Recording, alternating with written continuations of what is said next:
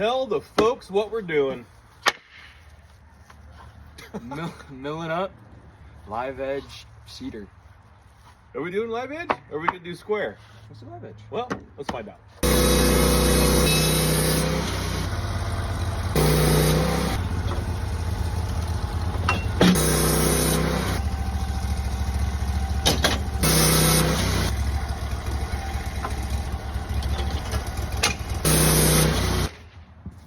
Well, we got two really good looking cedar live edge mantle options out of that. These came out to 5.5 inches thick and then 12 inches in width. I think I'm gonna go warm up next to the fire with the boys.